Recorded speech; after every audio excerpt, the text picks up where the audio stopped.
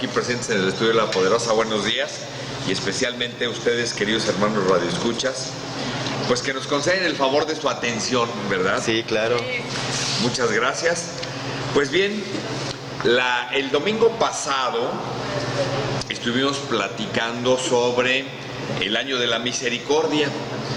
El domingo pasado estuvimos platicando de dónde extraemos este contexto de las obras de la misericordia. ¿Y por qué es importante? Bueno, porque tenemos que prepararnos para vivir plenamente el año de la misericordia, que iniciará el 8 de diciembre, ¿verdad? El 8 de diciembre. Y recuérdense que cuando Dios nuestro Padre nos crea, y aquí este es un recordatorio, todos en esta vida tenemos una vocación, ¿sí? Y la vocación principal para la que Dios nos ha creado es para ser felices.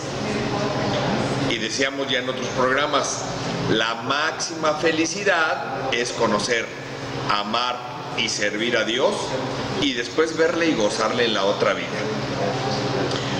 Y en ese camino de la felicidad tenemos muchas opciones que Dios nuestro Padre nos da para obtenerla, para trabajar por ella, para hacernos ahora sí que merecedores a esa gran felicidad de conocer, servir, amar y verle y gozarle a Dios nuestro Padre en la otra vida.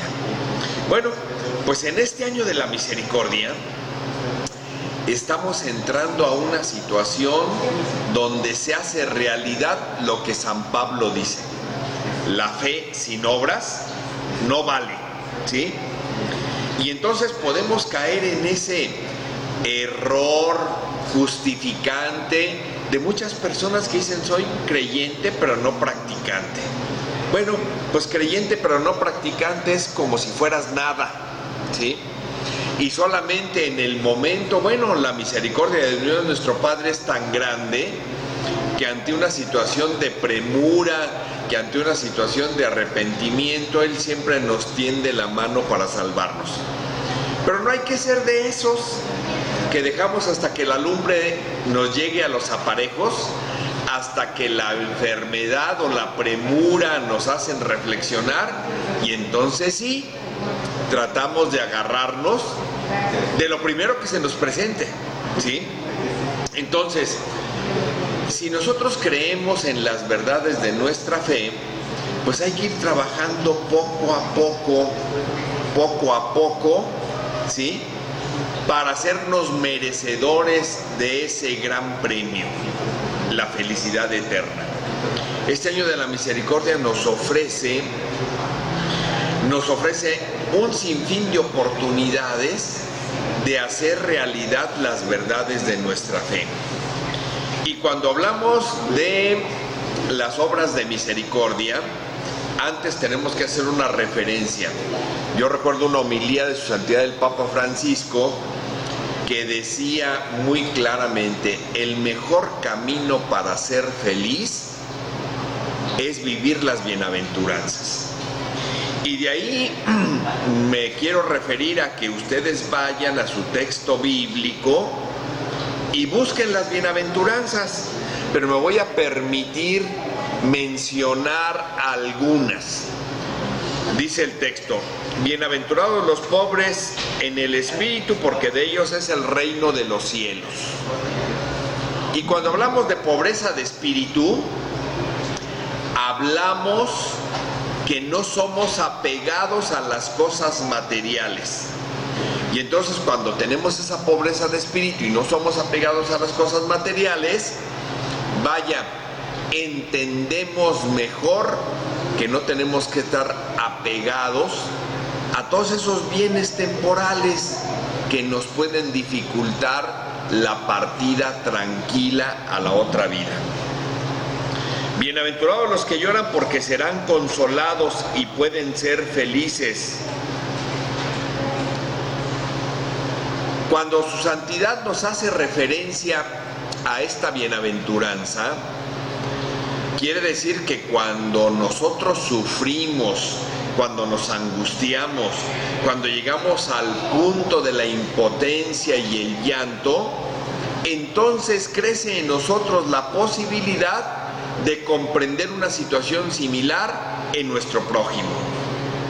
Y entonces, aparte de ser consolados, tenemos la capacidad de ser solidarios y consolar. También el texto bíblico nos dice, bienaventurados los mansos, ¿sí?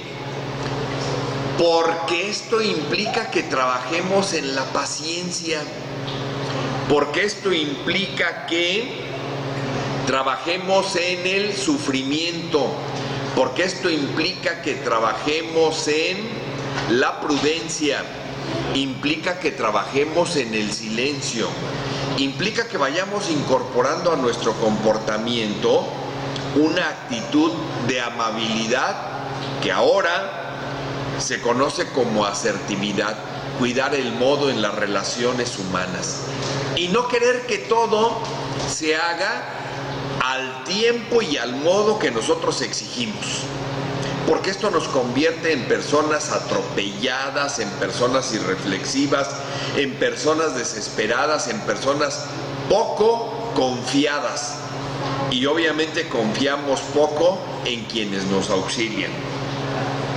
Así también su santidad nos habla de la importancia de las bienaventuranzas y también nos dice, bienaventurados los que tienen hambre y sed de justicia, porque serán saciados. Cuando hemos sufrido nosotros la necesidad, entonces tendremos que comprender la solidaridad con quien menos tiene. Y luego nos dice el libro de las bienaventuranzas, bienaventurados los misericordiosos, porque encontrarán misericordia. Y aquí encontramos el sentido trascendente que el ser misericordiosos nos lleva a cumplir el mandato de amar a nuestro prójimo como a nosotros mismos. Cuando entramos en el terreno de la misericordia, entonces también entramos en el terreno del perdón, entramos en el terreno de la comprensión, entramos en el terreno de la solidaridad, entramos en el terreno de las obras de la misericordia. El domingo pasado platicamos rápidamente de las obras de misericordia, pues ahora vamos a tratar de ejemplificar qué podemos hacer en la práctica de las obras de la misericordia, para que no se haga realidad el texto del Evangelio de San Mateo en el capítulo 25, en el juicio final, donde Cristo nuestro Señor nos empieza a desconocer. ¿Por qué? Porque no le dimos de comer al hambriento, porque no le dimos de beber al sediento. Y entonces, cuando hacemos referencia a las obras de misericordia, la primera de ellas en el plano espiritual, en el plano material, es dar de comer al hambriento. ¿Cuántas veces nosotros nos hemos despojado o hemos sido generosos al compartir nuestro alimento con quien menos tiene o con quien lo necesita justamente en ese momento? Y ya no digamos solamente en eso, compartiendo con los cercanos a nosotros. Algo que caracterizaba a las primeras comunidades de católicos, de cristianos, era la vida en común en oración y la vida en común en compartir sus bienes. De tal manera que entonces el dar de comer y dar de beber es la práctica de una de las grandes obras de misericordia. Te pregunto, ¿qué plan tienes para este año de la misericordia y compartir lo que tienes con los que menos tienen? También nos hablan las obras de misericordia de dar de comer de dar al necesitado posada. Ya decíamos el domingo pasado, en aquel tiempo los traslados eran a pie o en burrito y resultaban peligrosos y por eso era importante. Pero yo te pregunto, ¿cuántas veces te has encontrado en un crucero a un hermano o a unos hermanos que van de paso como migrantes y ni siquiera los volteas a ver? ¿Cuántas veces te has permitido ser solidario con los que menos tienen y tienen un enfermo en el hospital o en el IMSS y tienen que quedarse en la calle? ¿Sí? ¿Cuántas veces has ofrecido el compartir lo que tienes para alojar al necesitado? Ahora que viene esta temporada de invierno, hay una obra de misericordia que nos habla de vestir al desnudo. Y ahorita empiezan las campañas y tienes la oportunidad de practicar esta obra de misericordia de vestir al desnudo, proporcionando la cobija que te sobra, el suéter que no utilizas pero que es útil, la chamarra que no utilizas. Y hay centros de acopio. Solamente me permito mencionarte nuestra obra diocesana de Cáritas, que en Emiliano Zapata, entre Rosas Moreno y Guillermo Prieto, tiene un lugar de recepción para después repartir en continuación a tu obra de misericordia para los que menos tienen. O no vayamos tan lejos, tú que eres aficionado a la televisión, Televisa Bajío está haciendo una campaña de recolección de suéteres, chamarras y cobijas para los que no tienen. Pues entonces lleva aquella chamarra que no usas o que te sobra de las muchas que tienes. Hay una obra de misericordia que es grandísima, que es visitar al enfermo. Pero no visitar al enfermo como para llegar y decirle, ¿cómo estás? Échale ganas.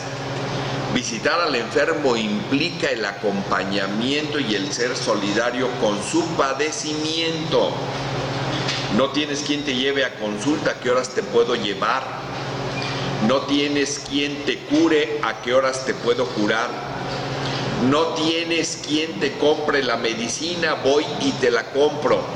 No solamente esa visita de cortesía de llegar y decirle, échale ganas, te vas a aliviar. Cuando visitamos al enfermo, hay que entender el sentido de la enfermedad. Y entonces aquí encontramos que cuando padecemos alguna enfermedad, el sentido ético de la enfermedad es purificar nuestra alma. Y algunos pudiéramos decir, híjole, qué maneras tiene Dios de hacerme reflexionar y purificar mi alma, ¿sí?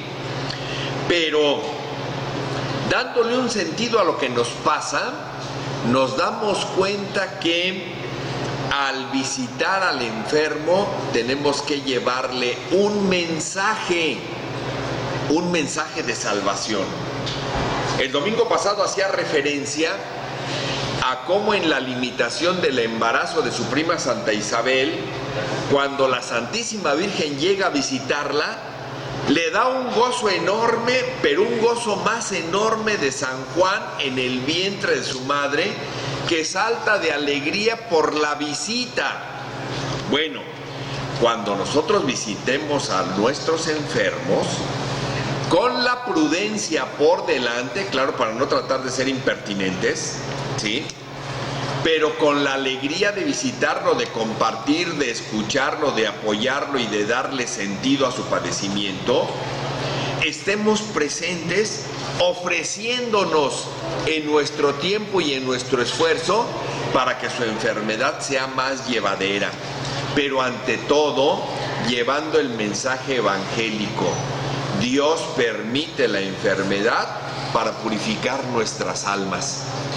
Y de ahí se derivan muchos beneficios, como la unidad familiar en torno al enfermo, como la unidad en la oración en torno al enfermo, de tal manera que al visitar y practicar la obra de misericordia, de visitar a los enfermos, no seamos tan cortitos y entonces organicemos una cadena de oración por la salud de quien padece y entonces organicemos una cadena de acompañamiento para hacerle más llevadera la enfermedad a quien lo padece, y más si es alguien que tiene la soledad de la ausencia familiar o el desapego.